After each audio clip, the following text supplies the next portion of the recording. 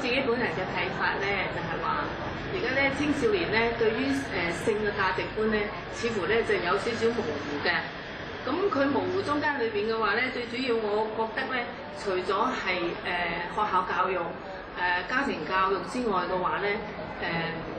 呢一個社會上面嘅文化咧，同埋傳媒上面咧，好多時會吹噓咗一啲崇尚自由啊、人權開放啊，以及咧或者一啲明星效應啊，以及或者咧有陣時咧會有一啲唔正確嘅消費嘅文化等等。咁所以咧就係、如果就住呢件事情咧，佢哋發生咗一啲未滿16歲，咁而發生咗一啲性行為，或者咧就係、牽涉到法律上面嘅問題嘅時候咧，其實咧呢啲細路仔咧，似乎佢哋可能或者佢自己都唔明白㗎。咁對咗發生咗呢個法律上面嘅問題之後嘅話咧，家長從而咧佢可能咧就係、認為應該要負一啲責任啦。咁我哋咧先至喺市面上面咧，即係喺輿論上面咧，我哋出咗呢一啲咁樣嘅討論。咁我就係自己本身覺得咧，就係話細路仔就係佢對於呢一個價值觀上面咧唔係好清楚，所以引申咗呢一件事。咁我嘅睇法就係咁。其實青少年咧，佢哋會偷嘗禁果啊，或者係戀愛啊、性行為啊，或者婚姻呢啲咁嘅問題，其實咧呢啲咁嘅課題，佢哋其實有冇機會去了解啦？或者如果有機會去了解，究竟有足唔足夠咧？咁其實呢啲咁樣內容咧，都係屬於咧性教育嘅範疇嘅。咁但係性教育其實係咪屬於淨係得呢一啲嘢咧？咁其實我哋呢個青年嘅團體咧，都會好擔心，好關注呢個問題㗎。咁青少年成長裏邊咧，其實無可避免咧，我哋係好容易去接觸到有關性嘅一啲資訊啦。咁但係好難去確保佢嘅準確性啊，或者係正確性㗎。咁加上咧並唔係每一個年青人都有能力去判斷究竟呢啲係咪啱啊，或者唔啱。咁往往咧可能係做錯事之後咧，先去後悔啊，或者會覺得哎呀好唔值啊咁樣。咁所以其實咧性教育其實係一個都幾重要嘅事情。好似針對頭先主持所講嘅嗰一件事咁樣啦。咁我相信如果性教育可以更加納入咗一個正規嘅課程，每個人都有權利去知道性究竟係乜嘢嘢，可能嗰件事情就未必會發生咯。我哋係睇到或者係接觸到好多年青人，咁發覺其實話佢哋好多都係好錯誤嗰啲性知識係好錯誤嘅，好多時就話其實第一樣嘢佢哋係唔知道咯，自己係唔知道嘅。咁我哋即係青年協會係如果覺得真正，如果喺澳門呢個社會環境能夠要認認真去推動一個正確嘅性教育，或者係一啲正確嘅性價值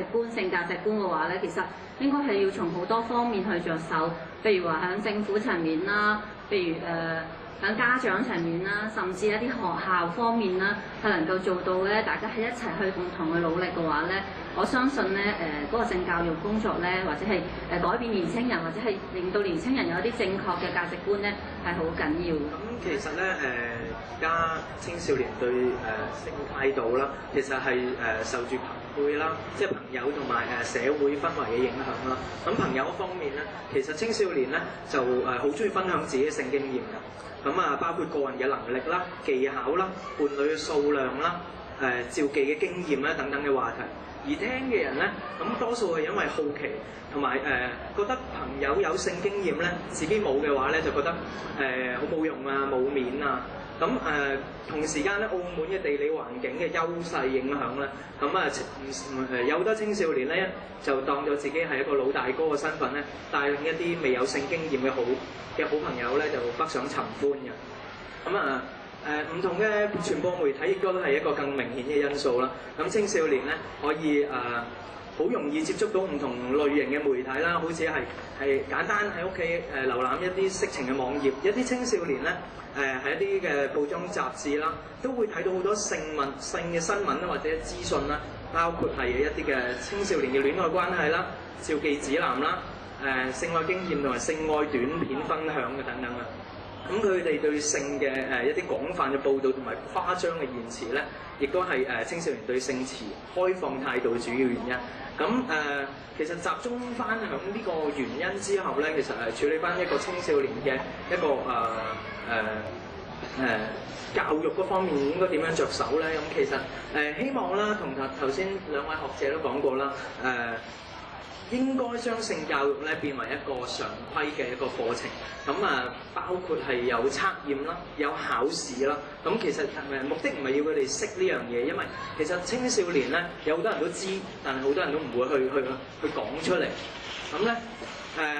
佢哋越清楚一啲嘅性嘅一啲嘅知識嘅話咧，其實唔代表佢係會做得越多㗎。同埋我哋教育嘅方法咧，其實都會係針對幾方面嘅問題㗎，或者一啲課題啦。咁其實係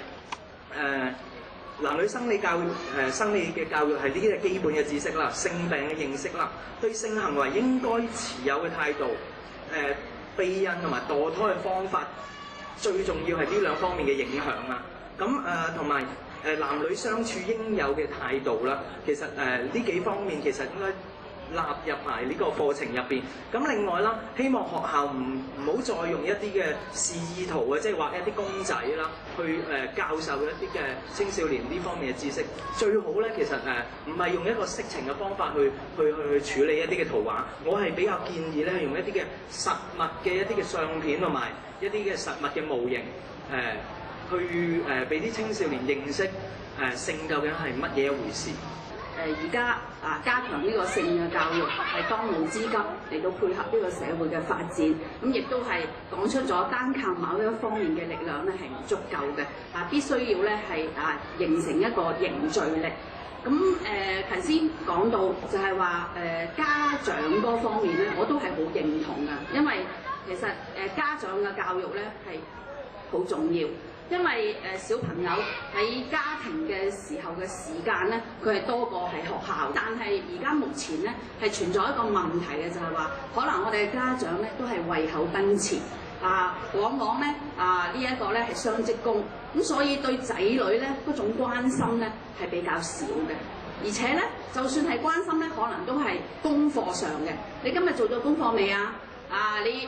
溫咗習未啊？咁樣。咁但係咧，可能青少年咧，佢係最怕聽呢啲嘢嘅。做咩日日都係問呢啲嘅？你唔會問下我其他啲學校裏邊開心嘅嘢啊，或者我唔開心嘅嘢啊咁樣。咁所以其實我覺得咧，喺政府嘅層面嗰方面啦，頭先我講過要做一啲